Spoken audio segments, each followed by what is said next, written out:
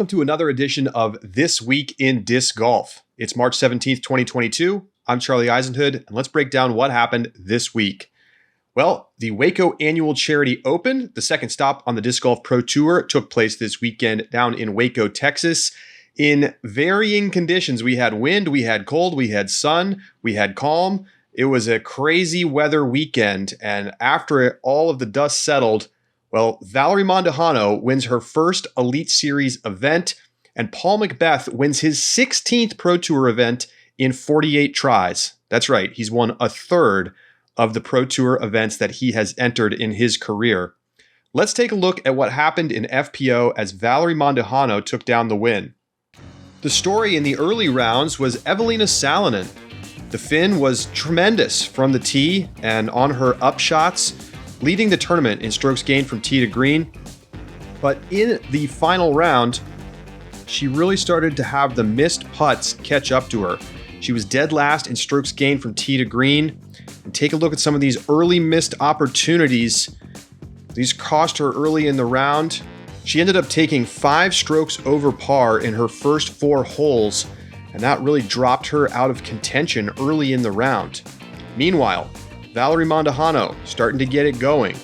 This birdie on hole 7 would set up a 4-birdie string. Kristen Tatar, meanwhile, able to stay close. She was just 3 shots off the lead coming into the round. Actually went ahead of Valerie Mondahano at points during this final round. This birdie on 16 helped wipe away a 2-shot swing on hole 14 that set them up going into 17, Mondahano with a 1-stroke lead. So both players, clean tee shots. Tatar goes first with her second shot.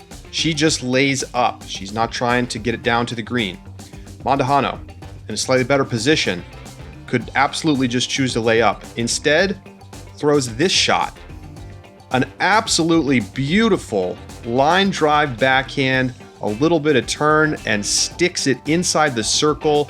The best shot of the tournament, putting tons of pressure back on Tatar. Now, Tatar's third shot. The wind pushing left to right, pushes Tatar's forehand up and right. It gets knocked down only a few feet from where she threw her previous shot. Tatar steps up, 4th shot. Puts it close, but a little bit of work left to do. And with the putt, misses it. Ends up taking a double bogey. Mondahano would tap in for birdie. A huge 3-shot swing, putting Mondahano in a great position to go ahead into 18, comfortably clears the water, and puts it in on hole 18 to claim her first career Elite Series victory. Here was an emotional Mondahano after the round. I feel a lot of emotions. I feel like I'm going to tear up. I just want to dedicate this win to my grandfather. He passed away on New Year's, and he was like my father. He raised me so close to him, and he never got to see me win. So I told myself I had to win this year. So this is for you, Dad. So Valerie Mondahano gets her first big win in her career, and so much potential in the young Texan playing at home in Waco this weekend. Paul McBeth wins it over in MPO, and it was interesting at the start of the round because everybody was making mistakes. McBeth, his drive first goes out of bounds, gets pushed way out left into the crowd by the wind. And it's important to note that hyzer going out of bounds made some other players, including Luke Humphreys, think twice. So Luke Humphreys steps up and he throws his shot straight into the tree and out of bounds off the tee. He told the upshot that he was actually planning to throw the hyzer, but decided against it after watching McBeth's drive go OB. Then Chris Dickerson, also in the hunt. Well, his drive also finds out of bounds. His overturns, ends up going OB to the right-hand side. So McBeth was sitting with a 1-stroke lead at this point over Luke Humphreys. Chris Dickerson a couple shots back of that. And McBeth steps up with this long putt after going OB to try to save his par. Bang! From 50 feet, Paul McBeth sending a message on the first hole of the tournament. Luke Humphreys would take a double bogey, Chris Dickerson would take a bogey, so big swing to Macbeth straight away. And it didn't stop there. Macbeth got going, holes 4 through 10, gets 7 straight birdies, and really put some distance between himself and the rest of the pack. That set him up into the back 9 in great position to win the tournament. And really, it came down to the final hole. Luke Humphreys had done just enough. He got 4 birdies from 13 through 17, and Macbeth had a couple of pars, bogeys sprinkled in there. So Humphreys had closed the distance enough to have an opportunity to try to put some pressure on Macbeth. However, the headwind was just too strong over the lake, so Humphreys lays up, and then he just has to try to throw it in for a 2. Ends up going a little high, pretty good line towards the basket, but too high, ends up trickling out of bounds and ends up taking a 5. But at that point, it did not matter. Macbeth taps in and he gets the win. Here's Macbeth after his victory. I think putting I was extremely satisfied with this week. Had all the confidence in the world, especially circle 1. Circle 2 can use a little work, but I got a long year ahead of me to work on that. So felt great this week. Was able to tie Luke and Nick after that first round, so jump in the lead early and kind of just stay there. So I'm really happy with this week. So Paul Macbeth takes down another win at WACO. He's won here in the past, and he gets off to a great start to his season with back-to-back wins at the A-Tier last weekend at the Memorial, and then the WACO Annual Charity Open. He'll be back in action at the Open at Belton, a Silver Series event this weekend. More about that in a bit. Next piece of news. The U.S. Disc Golf Championships has signed a 5-year contract with Winthrop University. They'll be playing at the Winthrop Gold Course, the longtime home of the USDGC, for at least the next 5 years.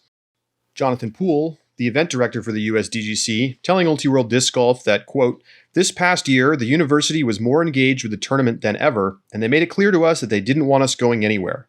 So this agreement is a reflection of that."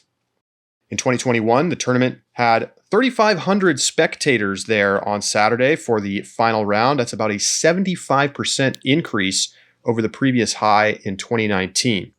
For the first time in many years, the USDGC will return to a Thursday to Sunday format. Typically, the tournament has run Wednesday to Saturday, but they wanted to align with more traditional sports, crowning champions on Sunday.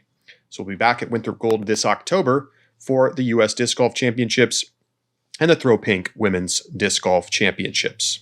Congratulations are in order for Jussi Meresmaa, the CEO and founder of Discmania and Disc Golf Park.